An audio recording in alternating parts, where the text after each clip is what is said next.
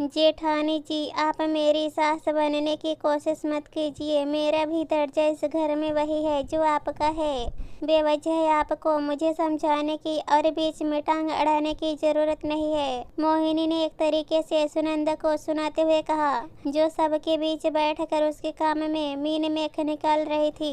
अचानक मोहिनी के मुंह से ये सब सुनकर सुनंदा चिढ़ गई और सबके सामने ही बोली, ये लो भाई, आजकल तो देवरानी को समझाने का जमाना ही नहीं है। बड़ों का बिल्कुल सम्मान नहीं करती। कोई उनकी कमी बताए तो उन्हें यह सब टांग अड़ाने लगता है। भाभी, टांग अड़ाने में और समझाने में बहुत फर्क होता है। समझाते समय सबके बीच बैठकर बुराई नहीं की जाती है, जो आप इतनी देर से मेरे बारे में किए जा रही हो। अगर कोई कमी थी तो आप अकेले में भी मुझे समझा सकती थी। मोहिनी ने कहा, अगर इतना ही सबके सामने अपनी कमी आने से डर लगता है तो गलतियां करती ही क्यों हो? क्यों मौका देती हो दूसरों के सामने बोलने का? सुनंदा ने बेशर्मी से कहा।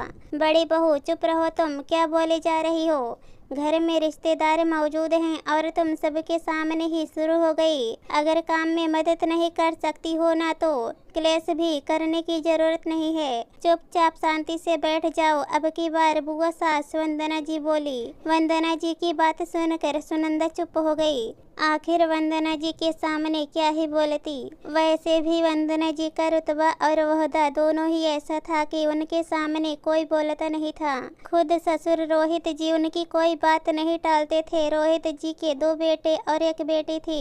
दोनों बेटे अच्छी नौकरी करते थे और दोनों बेटों का विवाह हो गया था। बड़े बेटे गोविंद का विवाह सुनंदा के साथ और छोटे बेटे मयंक का विवाह मोहिनी के साथ हुआ था। वही ननद सुरभि की आज सगाई थी। बेटों की शादी के समय तो रोहित जी की पत्नी थी, उन्होंने सब कुछ संभाल लिया था। लेकिन 1 साल पहले ही उनका भी देहांत हो गया, तो ऐसे में वंदना बुआ को उन्होंने पहले ही हर काम के लिए बुला लिया था। उन्हें आए हुए भी लगभग 1 सप्ताह हो चुका था। वंदना बुआ रोहित जी की बड़ी बहन थी। वो अपनी सभी जिम्मेदारियों से मुक्त हो चुकी थी। घर में बेटे बहू पोते पोती सब थे। बेटे बहू भी सब अच्छे थे। तो अपने मामा जी की स्थिति देखकर उनके बेटे बहू ने उन्हें आराम से 1 महीने यहाँ रुकने के लिए कह दिया। आखिर 20 दिन बाद ही सुरभि की शादी थी। वंदना बुआ भी अपनी भाभी के देहांत के बाद यहाँ आई थी, इसलिए कमर कसकर सारी काम संभाल रही थी। वो कोई कमी नहीं रखना चाहती थी। पर इस 1 सप्ताह में ही उन्होंने एक बात जरूर नोटिस की थी कि बड़ी बहू सुनंदा छोटी बहू मोहिनी पर कुछ जरूरत से ज्यादा ही हुक्म चला रही थी, जैसे वो ही मोहिनी की सास हो। सुनंदा शुरू से ही कामचोर और मुंहफट थी, पर सास के डर से वो चुप तो रहती थी। जब 1 साल पहले सुनंदा और मोहिनी की सास की मृत्यु हुई तो एक तरीके से वो आजाद ही हुई थी। ऊपर से आए गए लोग हमदर्दी जताते हुए उससे यही बात कहते, अब तुम घर की बड़ी हो, अब सब कुछ तुम्हें ही संभालना है। इस पर सोने का सुहागा के ससुर जी घर के कामों के लिए तो मोहिनी को आवाज देते, लेकिन पैसे टको घर के राशन वगैरह के लिए सुनंदा को आवाज देते। बस ये देखकर अब वो खुद को ही घर की मालकिन समझने लगी। मोहिनी पर हुक्म चलाने लगी। जब 1-2 बार मोहिनी ने कहा तो रोहित जी ने जवाब दिया, छोटी बहू सुनंदा घर की बड़ी बहू है, वो जो कहती है कर लिया करो, घर की एकता के लिए जरूरी है। यह सुनकर मोहिनी तो चुप हो गई, लेकिन सुनंदा की हिम्मत बढ़ गई और धीरे धीरे घर के काम की सारी जिम्मेदारी उसने मोहिनी पर ही डाल दी। न सिर्फ जिम्मेदारी डाली थी बल्कि वो तो उसे अब सुना भी देती थी। भला मोहिनी भी क्यों सुने। इस कारण कई बार मोहिनी और सुनंदा में तकरार हो जाती थी, लेकिन सुनंदा तो समझने का नाम ही नहीं ले रही थी। हर बार सुनंदा बस एक ही बात कहती थी, अब ये घर मेरा है, ये मेरी जिम्मेदारी है, इसके सही और गलत के बारे में सोचना, इसलिए जैसा मैं कहूँ वैसा करना पड़ेगा। ये सुनकर मोहिनी और भी चिढ़ जाती, दीदी घर तो सबका बराबर ही है, मम्मी जी मरते समय ये आपके नाम लिख कर नहीं गई थी, लेकिन सुनंदा उल्टा बात का बतंगड़ बना देती। मोहिनी भी बराबर लड़ सकती थी, लेकिन सुरभि की आंखों में आंसू देखकर वो चुप हो जाती। आखिर सुरभि अपने मन की हर बात मोहिनी से ही तो कहती थी। सुनंदा को तो उससे कुछ खास लगाव था नहीं। खैर, जब सुरभि की शादी पक्की हुई तब वंदना बुआ को रोहित जी खुद उनके घर जाकर लेकर आए थे। तब उन्होंने बताया था कि घर का माहौल सही नहीं रहता, आजकल बहुओं में तकरार हो जाती है, इसलिए तुम ही आकर सब संभालो। वंदना बुआ ने पहले ही दिन भाप लिया कि सुनंदा अपने आप को घर की मालकिन समझने लगी है। अब वो खुद को मोहिनी की जेठानी नहीं बल्कि सास समझने लगी है। ऊपर से सुरभि ने भी कई बातें बताई जिससे उन्हें समझ में आ गया कि गलती रोहित जी की भी है।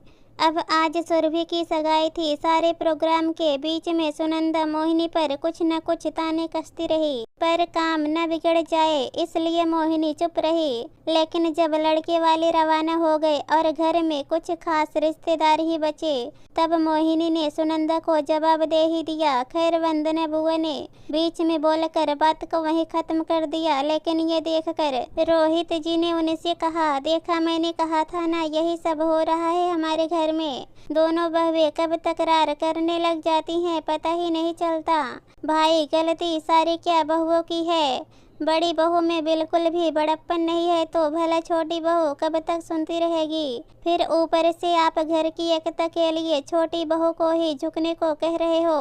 भला ये कैसे संभव है? गलती तुम्हारी भी तो है। वंदना बुआ ने कहा, दीदी मेरी क्या गलती है?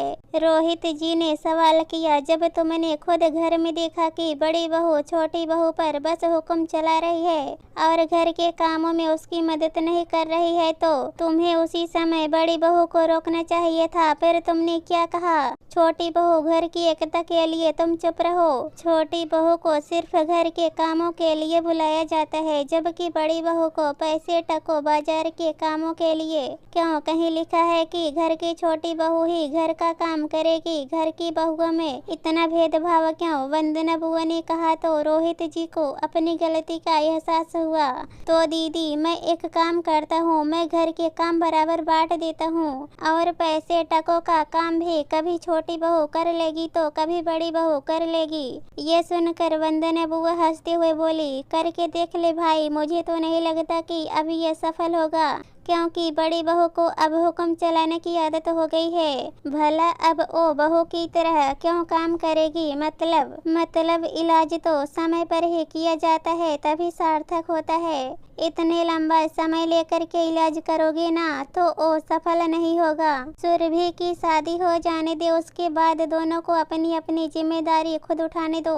साथ रहकर परिवार खंडित हो, उससे अलग रहकर परिवार एक साथ रहे, वो बेहतर है। खैर, रोहित जी को वंदना बुआ की बात तो समझ में आ गई, पर फिर भी सुरभि की शादी के बाद एक बार उन्होंने घर के काम दोनों में बराबर बांटने की कोशिश की, लेकिन सुनंदा ने 1-2 दिन तो जैसे तैसे रो धोकर काम किया, पर उसके बाद वो लड़ पड़े। घर का माहौल अब बहुत ज्यादा ही खराब हो गया, तो रोहित जी ने दोनों को अलग अलग कर दिया, जबकि वो खुद मोहिनी के साथ ही रहे। दोस्तों, कहानी पसंद आए तो हमारे चैनल को सब्सक्राइब कर देना। धन्यवाद।